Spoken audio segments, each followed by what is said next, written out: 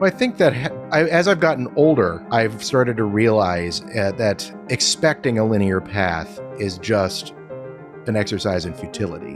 Whenever you look at somebody's success, you never look at, and it doesn't matter where it is, whether it be in music or in business or in sports or anything like that. All we see is the end result, and we assume that they had some sort of smooth path to get there. We never see the struggles. We never see the pain, the blood, the sweat, the tears, how many times they almost quit, how many times they probably did quit. The old linear path and overnight success myth. Can't wait to bust that one open with my guest today. Hey everybody, this is Chris from honestypill.com. You're listening to episode 23 of the Honesty Pill podcast. This season on the show, I'll be talking to people who are breaking the status quo, ditching outdated traditions, and building a better future for themselves and the people they work with. I'll be connecting you with musicians, sound healers, coaches, hip-hop artists, actors, people who not only inspire and educate every single day, but who are experts at talking about what they do so you can get inspired in your own work. My guest today is Scott Quackenbush, principal trumpet of the Omaha Symphony, owner and founder of Creative Measures, and it's worth mentioning that as a fellow homebrewer of excellent beer, Scott has developed a killer double IPA recipe, which, by the way, I'm still waiting on that bottle to arrive in the mail, Scott. We're going to tackle the question, is there a linear path to becoming a successful artist? And if so, what does that even look like? We're going to talk about the phrase neurodiverse strategies from a neurodivergent mind. What does it mean? Where did it come from? And how difficult is that to even say? And what is the one book you need to read if you want to learn more about how the ADHD mind works? And Scott is actually going to give you some deliberate practice strategies for musicians with ADHD that are totally relevant for anyone. If that's not enough, we're even going to talk smack about people who we went to elementary school with. Okay, that's enough teasing. Here we go. All right, so it's a thrill to have another trumpet brother in the house today. Scott, so glad you could be here. Welcome to the Honesty Pill podcast. Thanks, Chris. It's great to be here. So we have, I was actually reviewing my notes for this episode, and I realized we have so much in common. It's ridiculous. And a couple of things I want to just jump right in and start talking about are, we've both traveled really similar paths in our trumpet careers, both trumpet players. And I'm trying to remember, did we meet on the audition circuit at some point? No, we played in Grant Park together a couple of times. You were there. I can't even remember what summer that was, but it was a summer I was getting an awful lot of work with the Grant Park Orchestra, so we worked together quite a bit. Oh, that's right, Grant Park. What a great orchestra in Chicago, in Millennium Park. But I think you were on the audition circuit around the same time I was. I feel like we were. I know your name. I've known your name for so long as a trumpet player. Tell us a little bit about your current job as principal trumpet in Omaha, and what was it like to get there? What drove you to start taking auditions and create that sort of a life for yourself? Oh, wow. I always knew I wanted to be an orchestral trumpet player from almost the time I picked up the horn.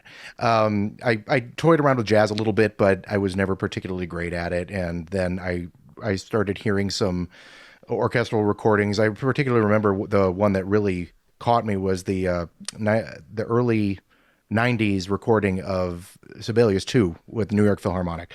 And I'm hearing what a trumpet can sound like and what an orchestral brass section can sound like. And I was like, yeah, this is for me.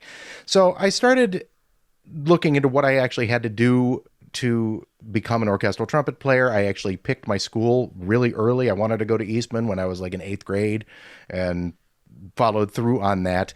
But there was a guy that I went through high school with who he was ahead of me, and he was always sort of the guy that I was competing with in Houston. And he went to Eastman a year before me, and he got a job right out of his freshman year. So I was like, okay, I've got to do that. That's how this is supposed to work, and this is how I've got to do this. So I go in and I start auditioning my freshman year, and I auditioned at the end of my freshman year. I wasn't even 19 yet. I was 18 years old, and I auditioned for fourth trumpet with the New York Philharmonic. And this was a mistake. This was not a good idea. And then the next year I went and I auditioned for fourth and trumpet in the Chicago Symphony. This was also a mistake. Wow. So I got this idea that if you're not supposed to actually finish school. I got this idea that you're supposed to actually just go mark time until you get a job and then you're done. Turns out that the guy who who got the job before I did, it wasn't the best idea for him to take that. But I didn't know that at the time. So, but I took a lot of auditions all the way through undergrad. And I was, I was saying, I hope not to graduate. I hope not to graduate. And then something happened my junior year. I still to this day don't know exactly what it was. I'd been to the Aspen Music Festival, and I have a feeling what I had done is it was my very first foray into what an actual performance load is going to be for a professional. I was playing quintet all the time. I was playing an orchestra all the time. I was playing master classes, doing lessons. And I think it just caught up with me, and I ended up having some weird embouchure problems. And so that put a real kibosh on my audition career. And I didn't take any auditions through my junior year. And I just decided, all right, I'm just going to go through this, graduate, try and recover. And I graduated from Eastman, went off to Northwestern, and started auditioning again right out of my first year of graduate school. And that's when things started to click finally a little bit for me. Got into finals in the Vancouver Symphony. And from there, I don't know, I ended up just sort of setting up shop in Chicago and freelancing and just took as many auditions as I could until something finally worked out. What was really weird is that my auditions were better when I first started out than when I became a professional. I don't know what it was, but as I started working, I started producing less at an audition. I would stress out a lot more about them. I felt I had a lot more riding on them. I was also, reaching that really old age of 28. And I felt like, oh geez, I'm 20 years old and I don't have a job yet. I don't know. I mean, is this ever going to happen for me and that kind of thing? So, I mean, my audition circuit stuff has actually been really up and down. I would go and I'd actually make finals somewhere, and then I wouldn't even advance for 3 or 4 auditions. There was no real linear path to how I was doing at auditions. And I avoided a lot of the auditions that I probably should have taken when I was that age. I was like, no, I've got to take something that pays 80 grand a year or more. And so I limited myself early on. And finally, what's interesting is I ended up in Omaha, which is well below 80 grand, because I just finally came home one day after certain things were happening in the Chicago freelance realm. Like I just wasn't liking it anymore. I'd been there for about 10 years. And I said, you know what, what's the next audition? And my wife's sitting at the computer and she's like, well, there's a job in Omaha. And I'm sort of shrugging and yeah, okay, I'll take it. See what happens. It was 3 weeks away. Didn't really, I had nothing invested in it. I came and I won the job. And when I moved here, I realized that I probably should have been doing this kind of job 10 years earlier. I shouldn't have stuck around and freelanced, because being in a city like Chicago, it was pretty tough to actually crack into that. I never played with Chicago Symphony, never played with Lyric. I've been told that if I'd stuck around for another 2-3 years, I probably would have. But, who knows? God, that's an elusive promise of freelancing, isn't it? It's just like, well, the first 3 years, nobody knows you're there. The next 3 years, you're getting established. And the next 3 years, you're playing all the great work, which the moral of that story is, so a decade in, you're now a successful freelancer, which always seemed like kind of an insane path to me. Okay, there's so much stuff in what you just said that I want to circle back on one thing. This idea of having someone in your formative education who was like your like a go-between, your competition, someone who was always pushing you to go further. Maybe they were ahead a little. I had that too with the trumpet. This guy named George was in my high school. Hi, George, if you're listening to this. Mm-hmm. And he got, everything. He was a year younger than me, but he got a piccolo trumpet. He got a shilky, a gold-plated shilky before I had a piccolo. He made it into the all-county orchestra the year before. Like, everything was always like a little bit out ahead. And we kept each other like sharp and on point. And I always remember thinking at the time, I didn't love the competition aspect of it, but looking back on it, it was a great ruler to keep me organized and motivated. And I think that's kind of where my sort of rocket boosters engaged for the first time, just trying to compare and compete, which with the right mindset can actually really healthy. Did you find that was beneficial to have that person in your life, or was it more like irritating? Well, I think for other people, it might have been a beneficial thing. For someone like me with my mindset, probably not. And this particular person was not a particularly healthy person to be competing with either. I would go through and pick out certain people's like, oh well, that person actually placed ahead of me last year, so I'm going to make sure I place ahead of them this year, and we would have friendly competitions like that. That was always okay for me, but this particular person, it was actually kind of rough. So he was, I don't know. I don't want to talk too much about him because we're going to talk smack about people we went to elementary school with. Let's do it, Scott. Right. But for me, it just wasn't the healthiest thing in the world, because I get into that habit even now of, everyone's already, they're better than, and I'm less than. I don't look at it as they're driving me. I look at it as, oh, geez, this is what I should be doing. Right. Well, so a lot of creative people listen to this podcast, right? And one of the things that you said also was about this idea of, the ripe old age of 28 or whatever, and how we can feel like we're aging out of something. And if by this year I haven't, made the finals or gotten the teaching gig or made this many dollars in my business, I'm out. I'm going to quit. And I think that's so dangerous to put that limiter, because what if what if you were one audition away from success, or what if you were one interview away from that position and you gave up because you hit that totally artificial benchmark of an age?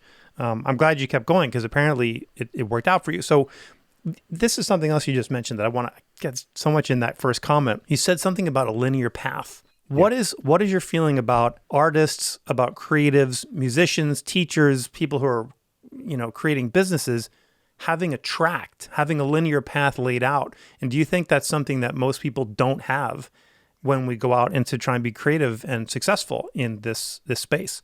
Well, I think that as I've gotten older, I've started to realize that expecting a linear path is just an exercise in futility. Whenever you look at somebody's success, you never look at, it doesn't matter where it is, whether it be in music or in business or in sports or anything like that.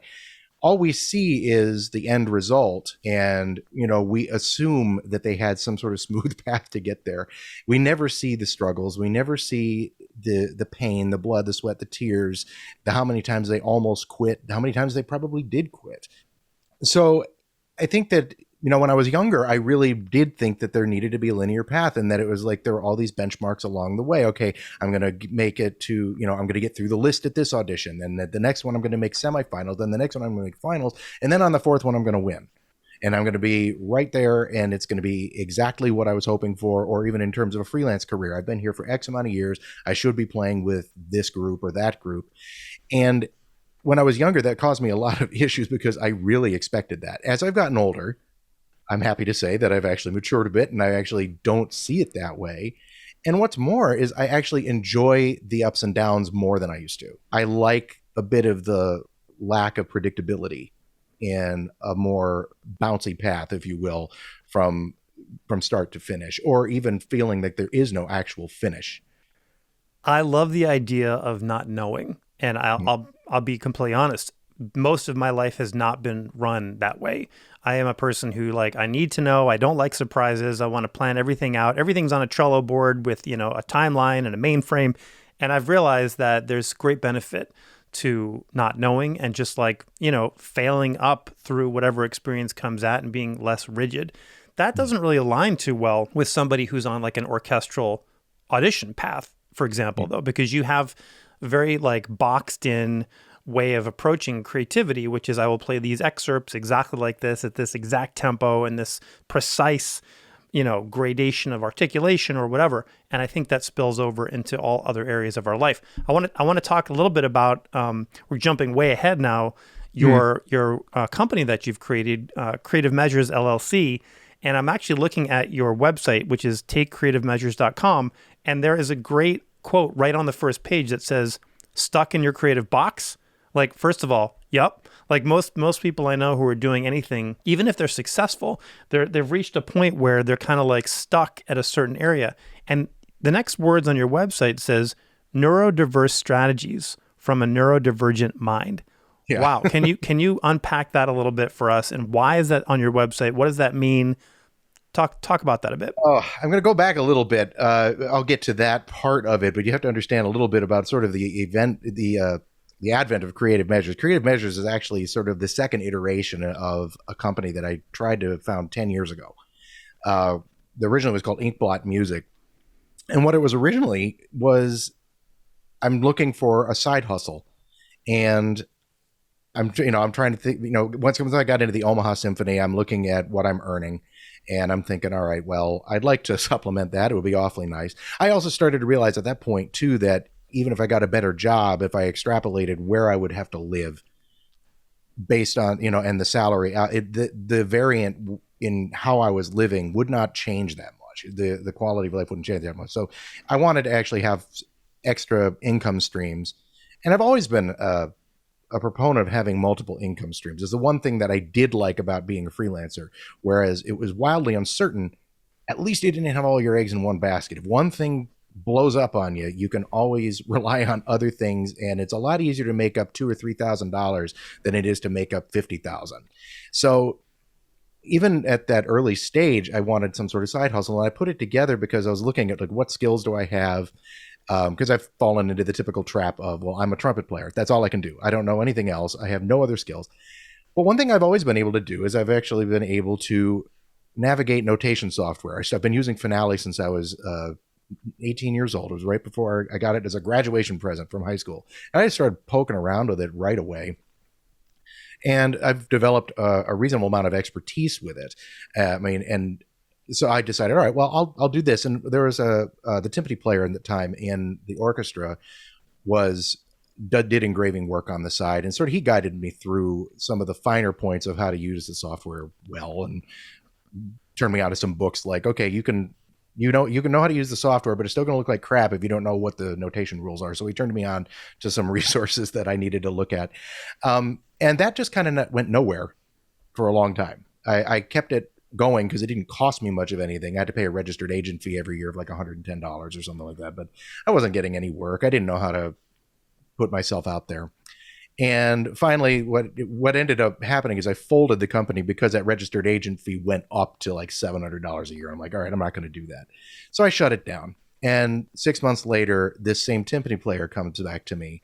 He had retired at the time, and he said, I've got a composer friend who is donating all of his music to the university he worked for, and he wants to get this done while he still has time, and he's 82 years old, and I don't have time to do all this. Do you want to help do some of these pieces? So I've been doing engraving work for him ever since. And then when you and I connected about a year ago, it was basically to actually start getting that business going again. And that's when Creative Measures was born. It was still born at, And I want to just clarify to anyone who's not super familiar with what engraving is. That's basically like when a composer writes music with a pen or pencil or whatever, somebody has to take that and make it look professional and neat and organize it. And the way that we do that is with software like Finale or Sibelius, and to crank it out and make it like super easy to read, so that it can be shared and edited and digested in a really easy way. And I'll just say, as somebody who doesn't understand notation software, it is mind-boggling. And it comes down to the point where the amount of time that I would have to spend myself learning that software versus me just writing it out by hand or paying someone else to do it, it's no contest. I'm gonna fail at learning the software, and I think that's a huge barrier to entry for so many musicians. So I'm glad that you've taken that back up into your business as part of what you offer. So I'll let you carry on there, but that's just wanted to give some context to what that is. Well, in terms of doing the engraving work, it became pretty clear to me that this isn't going to be a huge income generator, because I mean, some of these larger projects they take so long.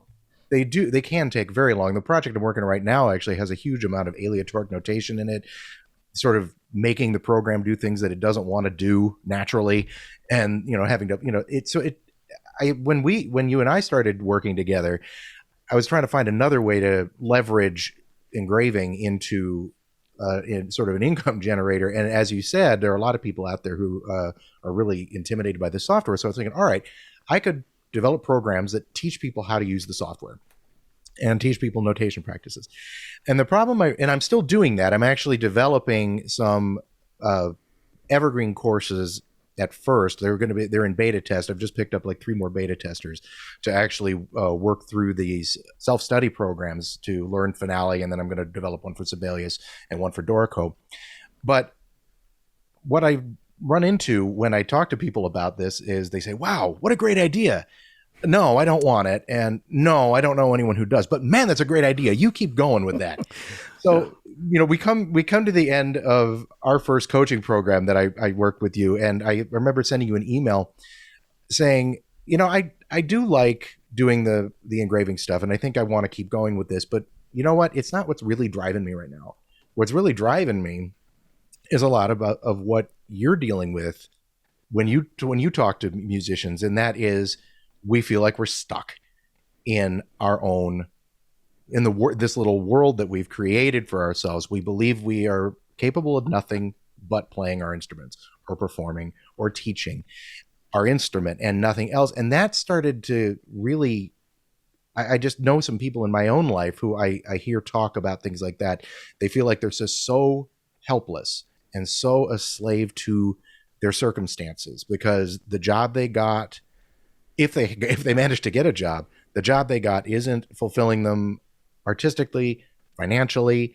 They find out that money means more to them as they get older and they have a couple of kids than they ever thought that they would. I mean, let's face it, we go into this when we're 18 years old and we say, I'll play a full-time job for 18 grand a year. I mean, as long as I'm playing, I'm happy, right?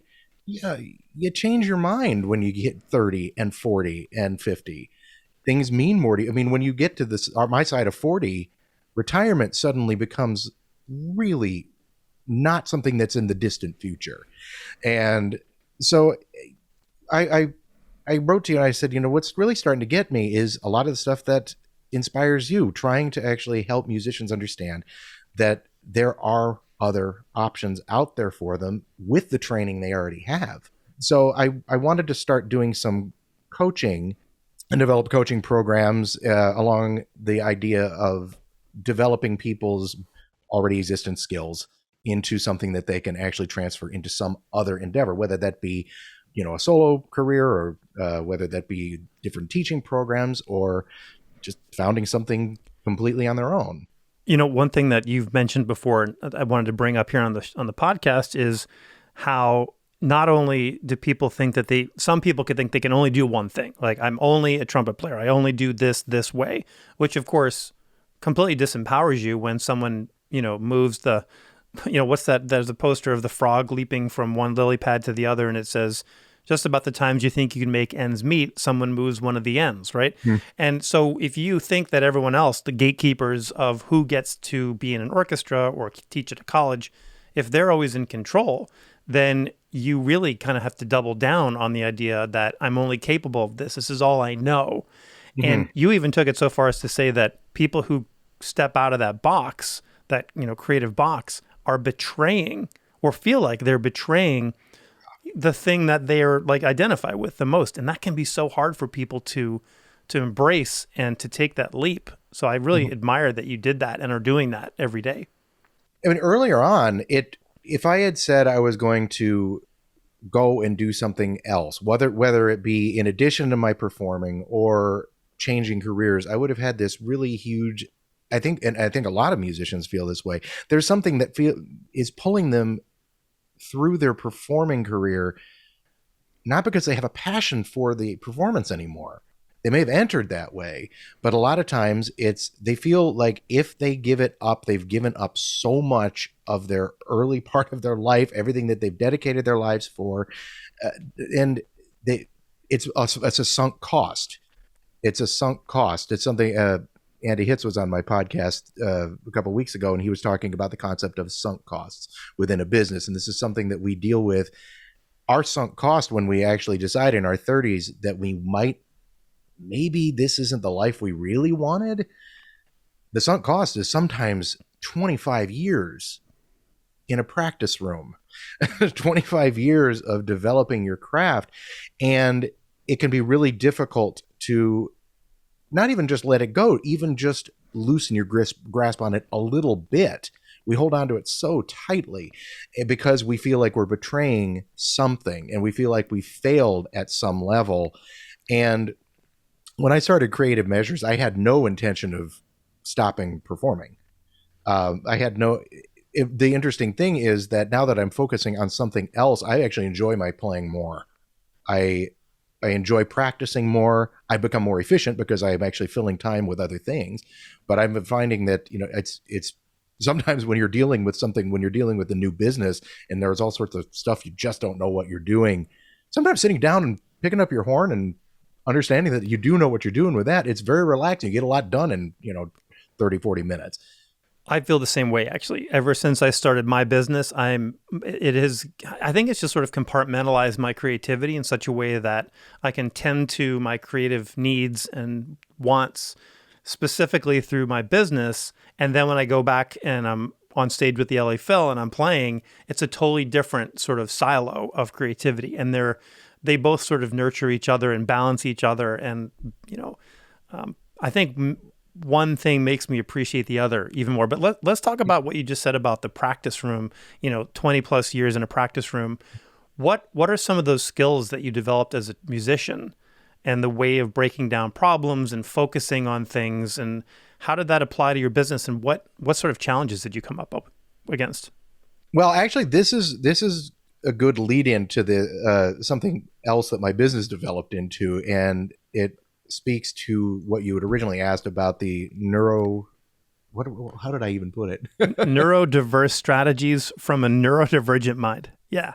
It's funny when you ask me, what skills did I develop in the practice room? It's tricky for me to actually articulate that because the way my brain works is different. I have diagnosed ADHD, and the catchphrase on the catch line on the website comes from that. This is like trying to come up with strategies that may be a little less conventional because my mind is what you would call neurodivergent. And when you're asking the question, like, what did I develop in the practice room that I can apply to business?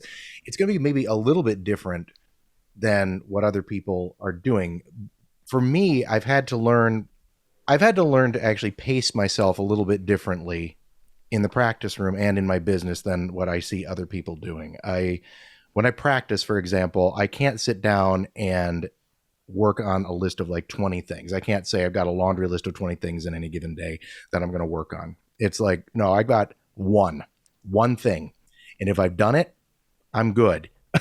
I can't harp on the fact that I haven't done the remaining 19. If I focus on the other 19, I'm not going to get anything done. Now, when applying that to my business, one thing that I've realized is that I've got a whole bunch of things that need to be done. I've got to actually write welcome sequences for my email.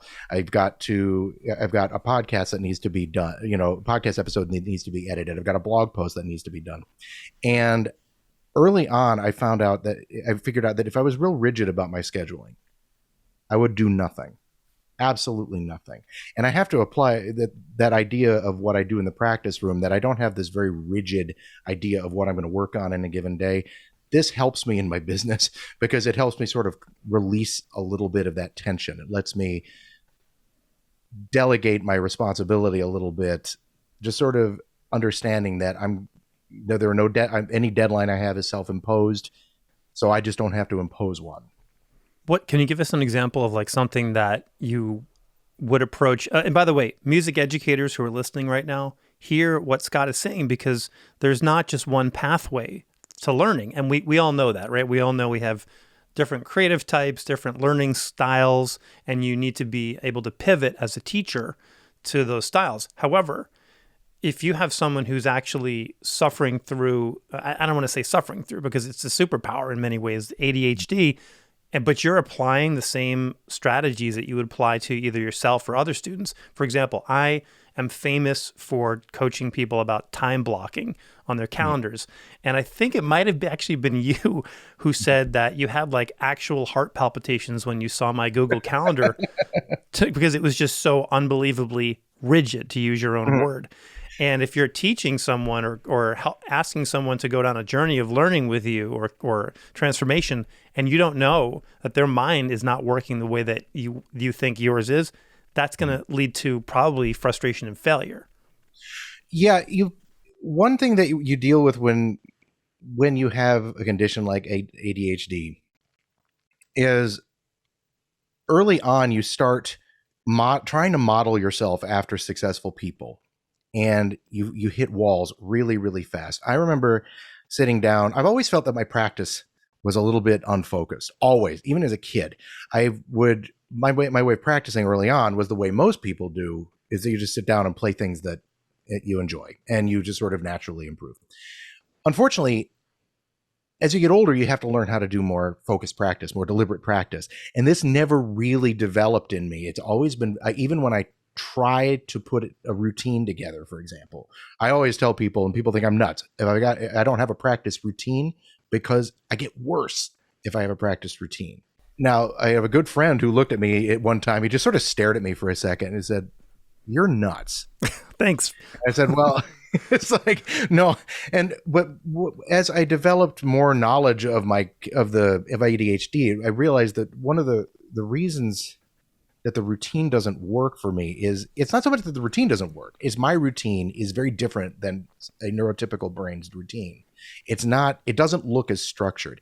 And anytime I've tried to follow, I do advocate for looking at top performers and trying to emulate things that they do. But I remember sitting down one time and I found something that Chris Martin had written, or somebody had written about Chris Martin. I don't think he wrote it down, but about how he practiced.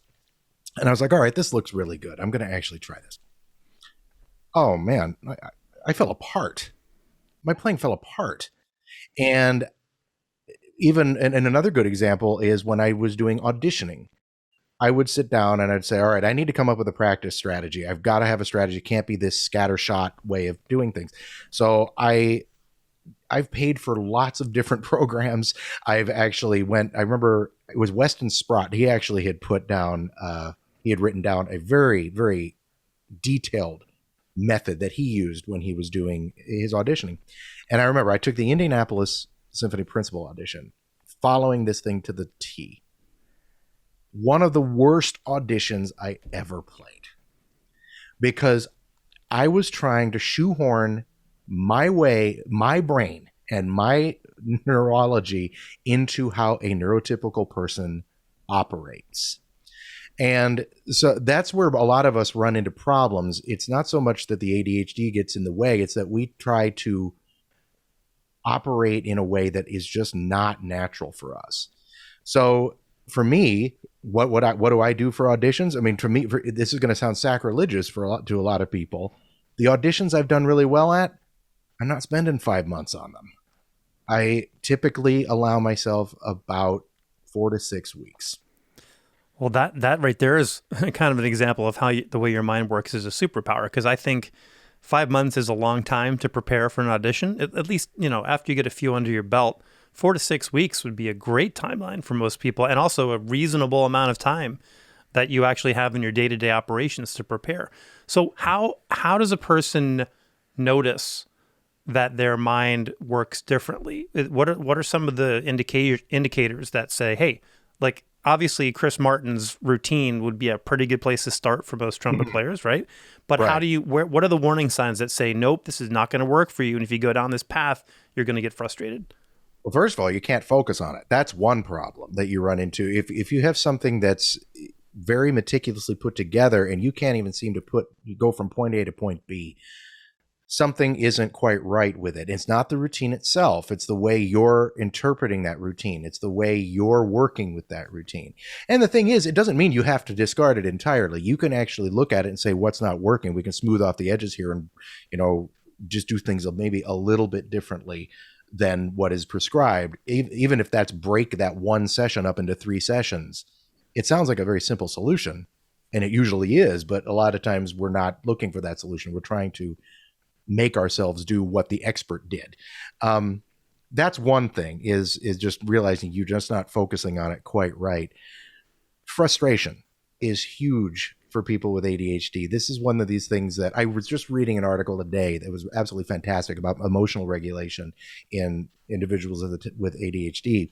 And it's not actually anything that's listed as a symptom, anything about motion regulation or deregulation, but it's just amazing how much we do actually cope with this. And one of the things that it brought up, and I was like, oh, absolutely, this is spot on, is a low tolerance for frustration.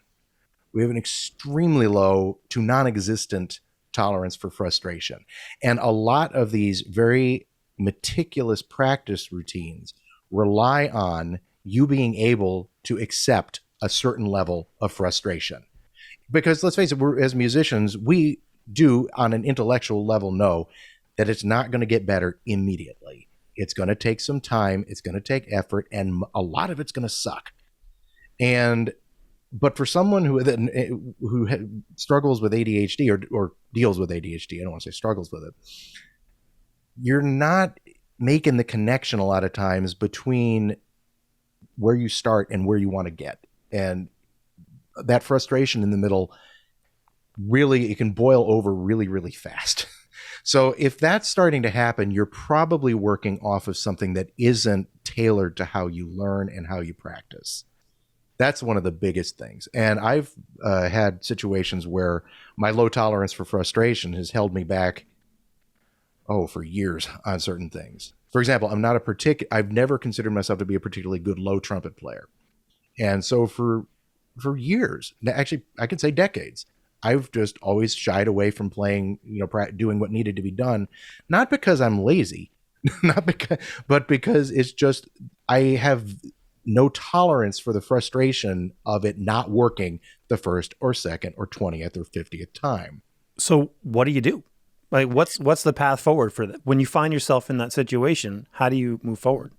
What I ended up doing for the low playing was finally developing, I said, all right, I'm going to practice this for 5 minutes a day. That's it. 5 minutes. I don't care what it sounds like. All I have to do is go through the motions. Now, this sounds very, and this is not what people will think of when they think of deliberate practice, because that sounds like I'm just, like I said, going through the motions. But what I needed, to me, it almost acted like a shot of Novocaine. It was like I'm exposing myself to something that I don't care for. I'm very frustrated with, but I made sure I did it every single day, put the timer on, 5 minutes is up, I'm done. I don't have to deal with it anymore. Even I can deal with something for 5 minutes, even if I'm not happy with how it's going. And finally, it just started to, because I was exposing myself to it in such tiny little increments, I was able to actually bypass that low frustration tolerance issue that I've got. And finally, I started to see things click. It was a more long-term solution than it was like, okay, I've got to get this done by next week. I've got to get this done because I can't play the second part of Beethoven 5. It was just introducing things for very small amounts of time, very regularly, at a time, at a level of time that is not going to frustrate even me. And it maybe for some people that might only be 2 minutes. So here's my observation of what you're describing. And I'm trying to put myself in your shoes, and I'm trying to really understand what it feels like and what the tools are to solve it. And you're talking about emotional regulation. You're talking about practice techniques. For example, one of my favorite practice techniques, if I do a class for high school kids on how to practice, one thing I will tell them is take an hour. Can you commit to an hour? Let's just say yes. Split that hour up into 6 10-minute sessions where 8 minutes of a timer, you're working on one specific thing, and 2 minutes you're resting and preparing to transition to the next thing. And so in 1 hour, you have hit 6 different topics in a very focused way. Now, some of those things you're going to do, time is going to fly by because you're loving it, and it's just so easy and it feels great. And some of the things you're doing, maybe it's low, soft playing on a trumpet, you're going to feel like torture, and that 8 minutes is going to feel like an eternity. But as long as you've committed to show up and just go through it, you're probably going to get some traction on all those things. But when we come around this conversation about the way you've been approaching that, you're actually using some of the same tools almost in a very much the same way, just coming at it from a different mindset. And what I think is incredible is the stuff that you are teaching and coaching and helping people on and researching is totally applicable to everybody who wants to go through a creative endeavor, whether it's sports or music or acting or writing. You can actually apply a lot of these tools. And I almost think that this space, and I want to ask you about resources in a minute, this space of ADHD learning could be a treasure trove for everyone's practice and development on a particular skill. Mm-hmm. Yeah, it absolutely can. I'm going to be doing a blog post called "You Should Be Practicing Like an ADHD Individual." It's what's interesting when like you said, as I've been doing the research, a lot of times I'm sitting here thinking, as I'm looking at little practice strategies or the coping mechanisms that ADHD people use, I'm looking at it, it's like, well, that sounds an awful lot like practice strategies I've already been given. What's the difference here? And usually there isn't a lot of difference. What I was just outlining in terms of the timer. For me, what I found out that I had to do is I had to make the times a lot shorter, just tons shorter. One problem you run into with ADHD, as anyone can, even who doesn't have it, can tell you, is like it's very difficult to sustain your focus for any length of time, and sometimes we try to do things for longer than we should, and we get very bogged down in them and make no progress. This is not atypical. This is something that a lot of people do, which is why I know a lot of people are told to use timers to keep themselves moving in practice. But for me, if I try to do 15 minutes on triple tonguing, I'm done after 6 or 7. I mean, I'm not getting anything done at all.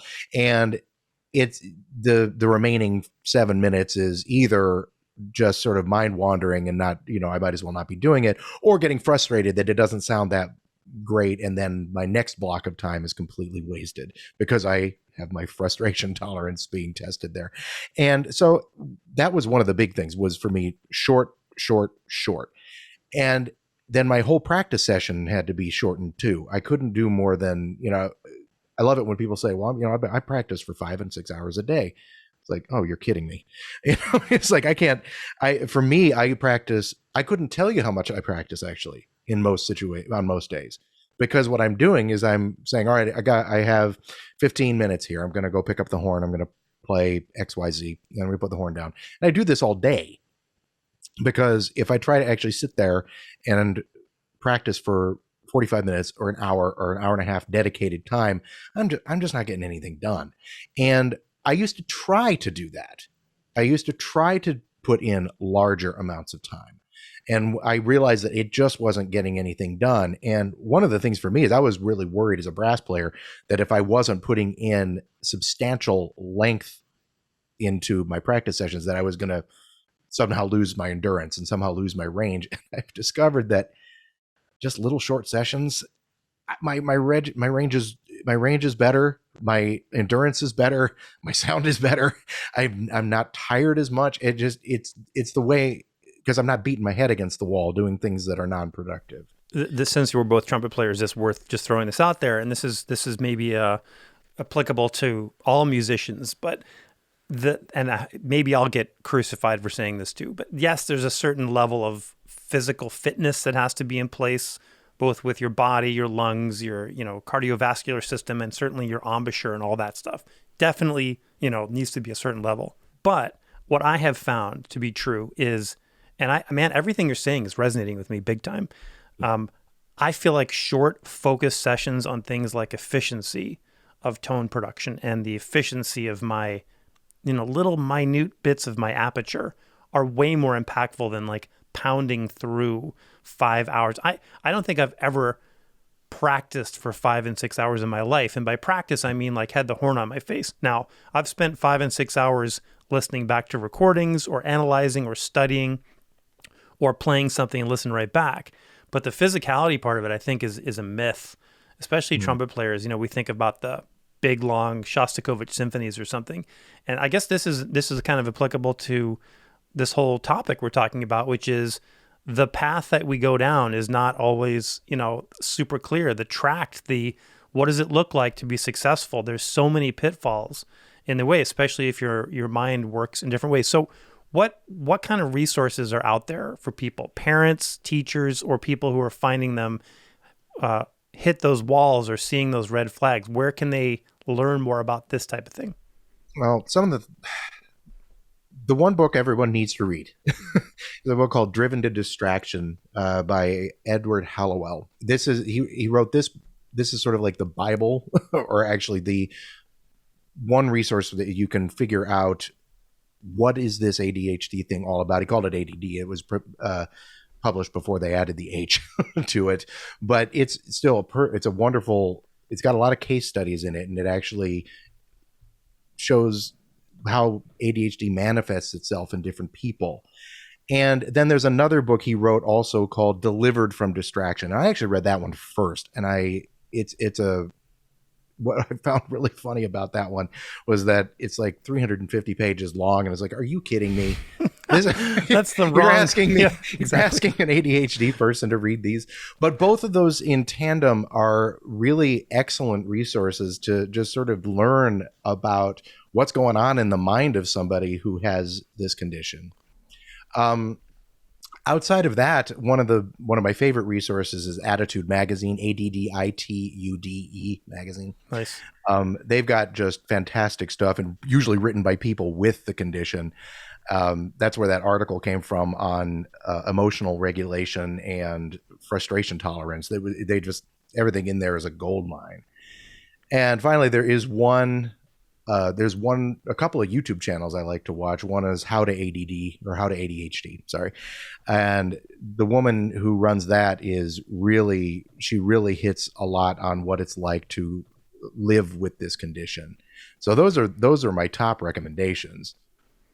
So everyone can find a lot of these links, by the way, on takecreativemeasures.com. And I'm looking at your blog right now, and you mentioned, the distraction part of sitting down to do something. And your blog here, I'll write this post this afternoon.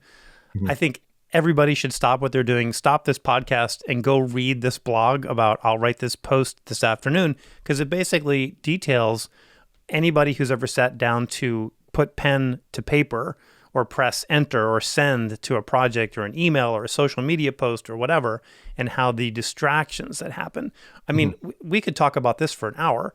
I have vowed after a workshop that we had a couple weeks ago to take and turn off all the notifications on my phone, all of them, which is really going to be hard for me to do because I'm constantly checking in with students and clients and things. And you talk about here, you just sat down to write, and all of a sudden there's something intoxicating, something catching your eye, and it's a gum wrapper caught in the air return. Shiny. I feel like that's, again, something that I can resonate with. A bird flew by my window and it totally ruined my train of thought. These are skills that we have to work on and get back. What advice would you have for people who are working on, let's just use the topic of a blog, for example, how to keep that focus when maybe we don't have ADHD, but we all have distractions in our lives, be it our iPhones or kids, or, their stomachs are growling because we haven't eaten lunch. How do you get that to work? Do you just stop? Do you set a timer and say, I'm going to do 5 minutes of work? Am I going to write one paragraph? What are the tools? Because I think that you've got some great insights into this. Well, timer. I'm a big believer in timers. That is a huge one. Like I've already mentioned with practicing. Yes, absolutely. Make sure, set up some time that you're definitely going to do something. Now, we talked about, but time management is an issue for a lot of ADHD people. So it's something that we struggle with all the time. Some people love doing block scheduling. Some people hate it. I can't stand it. The one thing I would actually have to say is you have to forgive yourself for being distracted, for one thing. You have to understand that you're going to be distracted. You have to understand that you're going to have obstacles that you have to come across. That you have to actually work around. That's rule number one. And a lot of the problems you're going to run into when you do have all these projects that you're having a hard time focusing on any given one with the rest of your life interfering on you, which, everybody has this. But one thing that will set in is a feeling of guilt and a feeling of worthlessness because you can't seem to get anything done. So first thing is small wins, little tiny wins. Did you work on that blog post today? Did you write one sentence? That's it. Did you practice for 10 minutes on XYZ? That's it. Did you actually eat today? That's it. So you gotta look for very, very small wins, first of all, and forgive yourself for being distracted. That's really what I mentioned that in that article is just accept the fact that you're going to be dealing with things a little bit differently than everybody else. Because one of the problems that we run into is you start out your day, you have all sorts of things that you're planning to do. And then you have a hard time getting started on the first one. But you feel like you can't go to the second one because you haven't done the first one yet. But you're thinking about the second one, so therefore you're not You're delaying the beginning of the first task, and then the third task rolls around and you haven't done one or two. So then you just kind of get down and just think, well, today's wasted. And you're just done. And we get really bogged down in that. And so a little bit of grace and a little bit of compassion for yourself is absolutely necessary when you're trying to complete tasks. Now, in terms of the physical mechanics of what you're going to do, definitely have some sort of intention, but take your big list and cut it in half. Don't expect yourself to do 10 things in a day. Do 5 things in a day.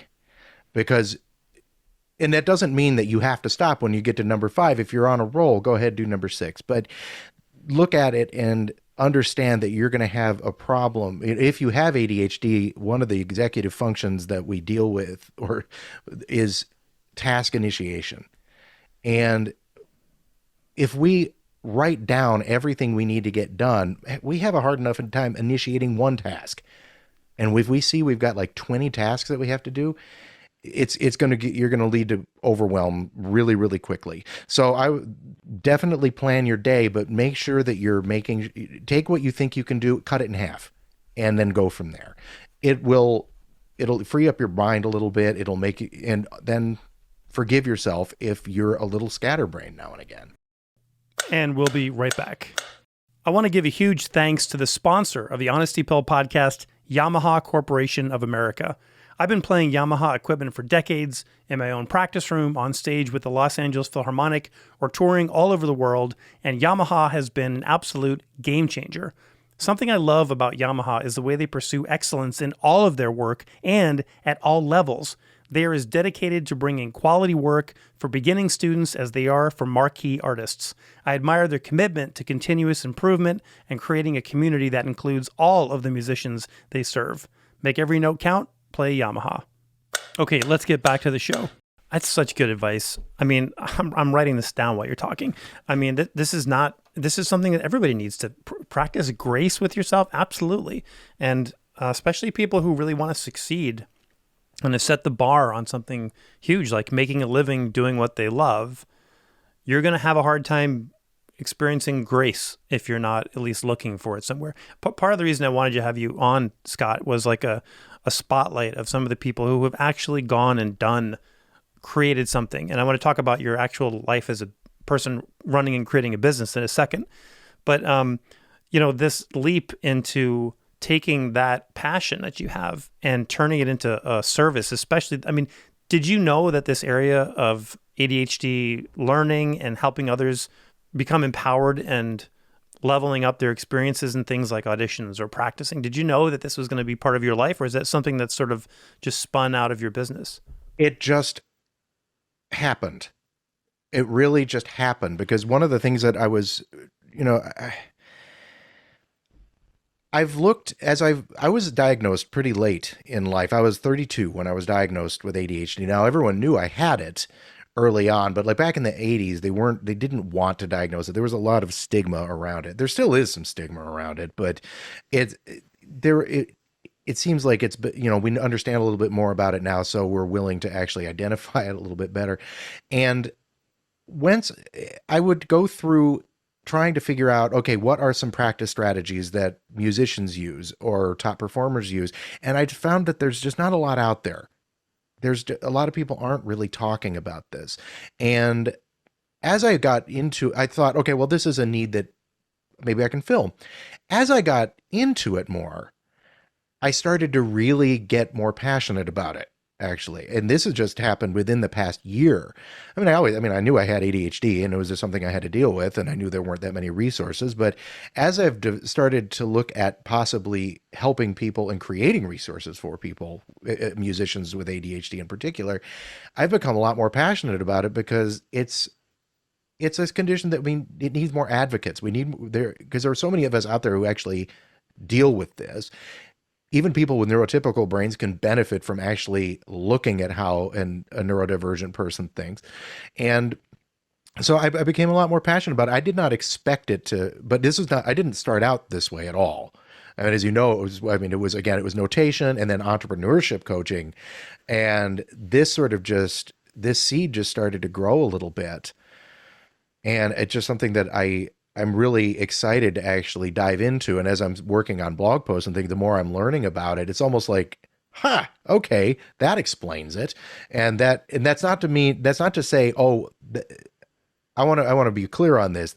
When I say that explains it, that's not me saying, oh, I have an excuse for XYZ in my life. There's no, in fact, most of us who work with ADHD understand we can't use it as an excuse not to be productive. We can't use it as an excuse to do shoddy work. We can't do that, but we have to figure out paths around the obstacles rather than just, all right, I'm going to punch at this wall until I make it through it. Oh, wait, there's a door over here. We need to learn to go through the door or, around the obstacle. And I don't know, I've just become a lot more passionate about it over the past year. And it's just been fun to actually learn more about how my mind works, and funny in a lot of ways. You'd be the first to admit you're not a doctor. You don't have any medical degree on this or anything, certifications. However, you have the unique experience of being a person who has walked the walk and actually not only come up against these boundaries, but solved them for other people. So I think that insight is really valuable. I want to ask you a totally off the wall question, just because specifically for you, but also just how all of our brains work with regards to like writing a to-do list, for example, and then cutting it in half, etc. I love that idea, by the way. Thanks for that strategy. But also, what about electronics versus like a paper journal? Paper versus iPad? Do you have insights or thoughts into what tools people should actually be using or might consider to become more impactful in dealing with these challenges? That's actually very personal, whether you're using analog or digital. Some people absolutely hate digital, digital planners, digital things. And actually, the woman that I'd mentioned on that How to ADHD YouTube the channel, she mentioned she likes to actually change her planner from anything that's already out there. So it's, using a digital planner isn't a particularly good strategy for her. For me, I don't know. I use whatever scrap of paper happens to be around. My method is quite a bit different. Everyone has their own methods that are different, but in a lot of articles, they'll bring up the basic apps that people use, something like Evernote or different kinds of scheduling apps, or if you like journaling, bullet journaling is a big one for ADHD people. It's I can't really even explain it, and it's not mine. It's a trademarked idea anyway. So, but look up bullet journaling if you want to see it. It's something that can work real well for ADHD people. I found for me a strategy is kind of a hybrid of using. As I mentioned before, I use Google Calendar, and it's great for me to see like what my family's doing, and my work schedule auto-populates there onto all the devices. So I love that tool, but I also really need to get away from it when it comes to goal setting, mindset work. Okay, I do use my phone for like meditations and things, but I have something called the Passion Planner, which is like the bullet journal or whatever other tools are out there, but it is paper and pen in hand away from the devices. And I feel like the more chaotic my digital world gets, the more I really need to have that differentiation. So just quiet the screens. I mean, there's just too many screens. That was a big challenge for a pandemic, was the enforced screen of everything, every interaction. That must have been challenging for you too. Yes and no. It was, I don't have, I like technology actually quite a bit, although I'm not really, I use Google Calendar, I use Google Docs, I use all those kinds of things. When it comes to actually doing something like a practice journal, though, I have to do pen and paper.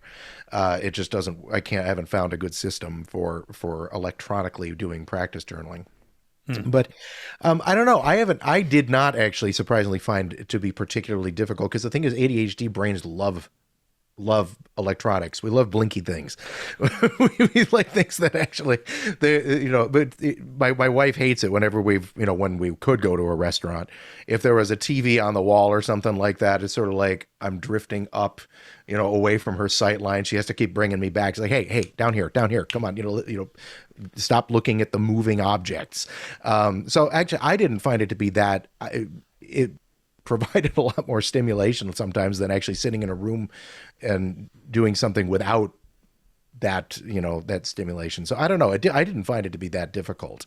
Let me shift gears and ask you this question that I have written down here because I want to get it out there, which is, if you could go back in time to either the beginning of your business creation or the beginning of your sort of, I don't even know where you would pinpoint this, but like your learning journey, and give yourself one piece of advice, what might that look like? I think the answer to both of those questions would be embrace the difference. That would be what it is. Embrace the difference in how you think.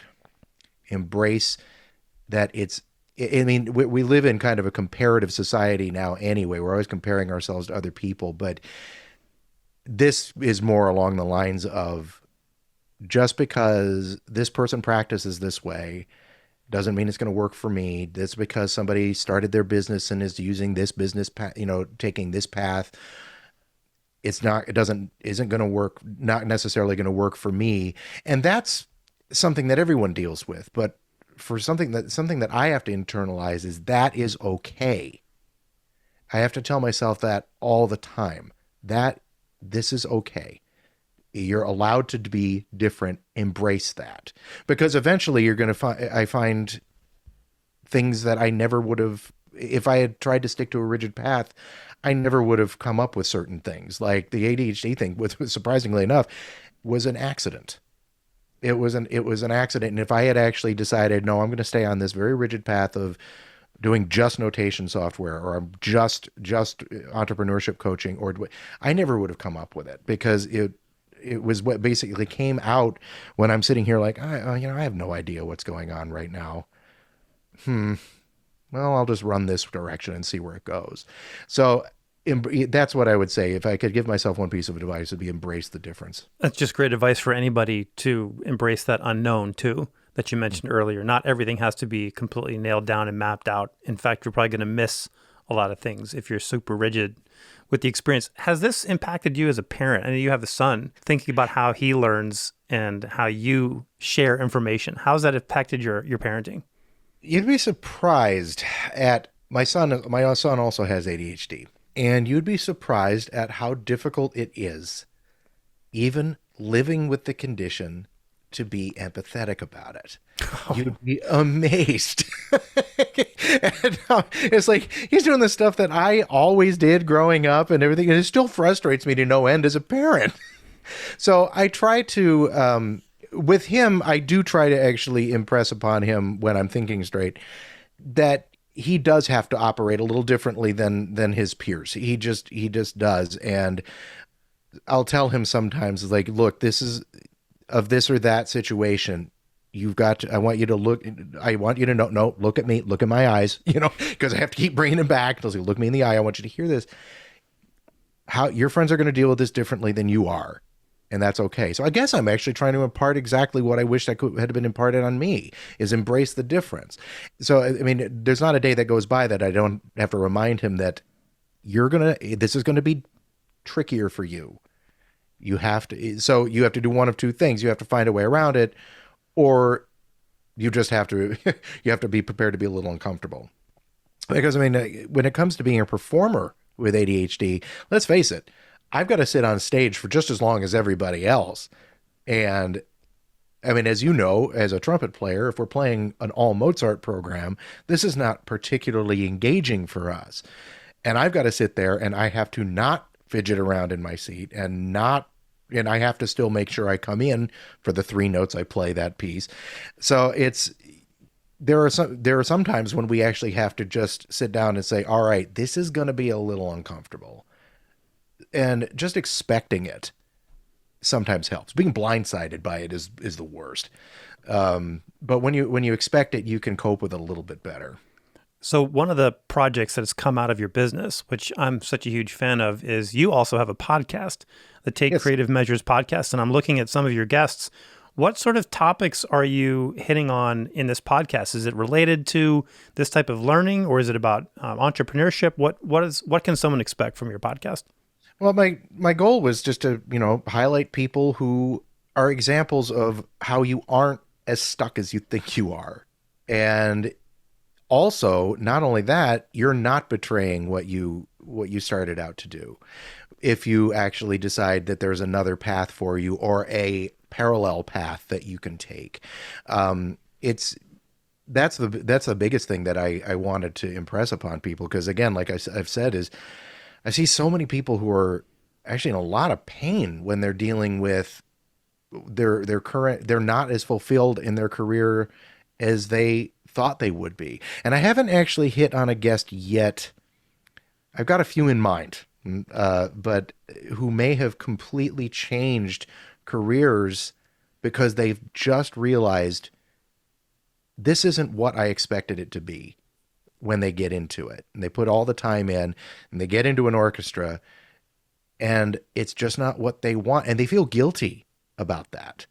They feel really guilty about it. It's like, I don't want to play New World Symphony again, and they feel it's like, shouldn't I want to do this? Shouldn't I feel, there are people who are swooning over this music and I just want to go home. And I just want to show people that, first of all, you're not alone a lot of times when you think that, and you're not betraying yourself if you decide that this just isn't what you wanted anymore. I mean, there's a quote that I love. It comes from, and I'm going to out myself as a complete and total geek here. It's from a issue of The Sandman by Neil Gaiman, comic book. And I'm not going to go into what the story was, but one of the quotes in it is something along the lines of, the cost of getting what you want is getting what you once wanted. And a lot of times we find that when, we start out on our path, most of us started playing when we were, 10, 11 years old. If you're a string player or piano player, way before that, you've dedicated your whole life to this. And then, oh crap, this isn't what I want to do with my life. And there can be a lot of guilt involved with that, and people stay in for a lot longer than they need to. I don't want to be advocating for people to be leaving the career in droves or anything like that. It's just, it's okay to change your mind, or it's okay to make changes. It's okay to take creative measures, so to speak. And so that's what I want to actually help people understand. That was a great tie back to your brand too, because I think that is your bat signal. That is the thing that you want people to understand. And feeling guilty and shameful about how we feel is such a waste of energy and bandwidth, and life is too short. And that's why I 100% agree with you. And I don't advocate for people bailing on anything, but I do advocate for, what if we level up our self-awareness? And, I'll say my thing here, swallow the honesty pill about what's holding you back and what you're doing to hold yourself back, and get in alignment with who you really are and what you really want, and have a good time. Life's supposed to be good, supposed to feel good to you. It shouldn't be full of suffering. Speaking of outing you as a comic book, I'd be remiss if I didn't share with our listeners that behind you in your workspace is a rather enormous bookshelf crammed with what looks like really complicated board games. 2 questions. Number 1, if you had to pick one of those board games to play only forever for the rest of you, like you have to limit it to one, what would it be? And number 2, how does your brain wrangle with the complexity and the focus required to play some of those games behind you? Because I know we have a few of those at home, and my 9-year-old can trounce me because she can concentrate way longer than I can. Okay, well, first of all, what's really shameful is that is not even a third of my collection. That is not even a third of it. The other 2 bookshelves, equally big, are downstairs, and I've got another one that's off camera here that you can't even see. It's kind of an illness. In terms of what, God, that is a tough question. What would if I could only play one? If I had to pick one, I would probably say Twilight Imperium, because the game itself takes about 12 hours to play anyway. And it's just such a brain burner. It's one of the, it's most, a lot of people are afraid to even try it. We only get it out maybe once a year, and it takes a real specific group of people to play it. But it is such, I mean, it's basically a civ build. It's what's called a 4X game, which those X's are expand, explore, exploit, and exterminate, I think. So I just want to ask you, you just said it's a brain burner. So do you use these as ways of sharpening your skills or challenging your brain? Or it seems like this would be a nightmare for somebody who is a ADHD? Yeah. For me, well, because the way I play them is different than someone who has a much more analytical mind than I do, or a more neurotypical mind than I do. I play them a little more in a narrative sense or in a creative sense than mechanical sense. Usually I lose. I'm really not very good at any of these games you sitting behind me. One of the guys in my group, actually two of them, but one of them in particular, he's really analytical, and he will actually be, he's doing everything he calculates all the odds of things. If there's any randomness, he'll say, all right, my dice odds are XYZ, and these are the paths that I can take. Usually I'm looking at it as like, all right, the race that I'm playing does this, and they would do this because if I was watching a movie of them, this is how they would act. And usually it's not the best move strategically, but that's how I typically do it. I look at most of them as narrative, sort of in my mind, and sort of creative outlets, actually, as more than mechanical exercises. So I guess if I had to pick, one, Twilight Imperium would probably be it, just because there's so much to it. All right, so next time I have 12 hours to spend, it'll probably take me 6 hours just to understand the rules, but I'll have to bust that one out. Scott, I just want to thank you so much for taking the time. We didn't even get into some of the topics that we have in common, including homebrewing, when we could do a whole other podcast on making beer and your killer double IPA recipe. I need you to send that to me because I'm going to be brewing some beer in the next month. I hope I still have it. I think it's on an old hard drive. Oh, we got it. Those are precious things to save. Yeah. If you're listening to this podcast and this information is resonating with you, go to Scott's website, takecreativemeasures.com. Get his ADHD practice strategy guide. You can actually download that and have those things in your hand right now and apply those things today to your practice. Even if you're, practicing in a very neurotypical way, you can still get some great benefit out of that. And I really look forward to when you write that blog post on you should be practicing like a person with ADHD. I can't wait to read it. Where else can people learn about you, Scott, besides your website? You can find me on Instagram, Facebook. There's the basic company pages, and I have a YouTube channel, Take Creative Measures, and that's primarily finale tutorial videos. So if you're actually looking at, you want to learn about that. And I'm one subscriber away from getting an actual domain name. So I need someone head on over and give me my 100th subscriber. All right. I can promise that somebody who listens to this podcast, go and subscribe to Scott. What's the YouTube channel name so we can make sure we get it? It's just Take Creative Measures. Okay. So go and subscribe to Scott's YouTube channel, Take Creative Measures, and get him over that domain threshold. Get me over that really awful string of letters and numbers. Yeah, that's it. The website and Instagram, Facebook, and the YouTube channel. Awesome. This has been super interesting. I knew this conversation would be enlightening. Thank you so much. And congrats on all the work you're doing. I think it's amazing. And I look forward to watching Take Creative Measures just explode even more. And we'll be checking in again, I'm sure. Thanks, Chris. Thanks for having me. Big thanks to Scott from Creative Measures. And I feel like I now have a little bit of a window into the ADHD mind, and I'm looking forward to digging into some of those resources Scott mentioned to learn even more. And you know what? I'm also inspired to step up my board game mojo. Maybe it's time to find some alternatives to Candyland or Chutes and Ladders. Scott, I think I need some board game coaching here. Help. By the way, if you got anything out of this interview today, please take a second to go visit Scott's website, takecreativemeasures.com, and subscribe to his list. Who knows? You might learn something that will make you a better teacher, musician, or human being. Okay, that's it for me today. This has been the Honesty Pill Podcast, episode 23. You can find out more at honestypill.com.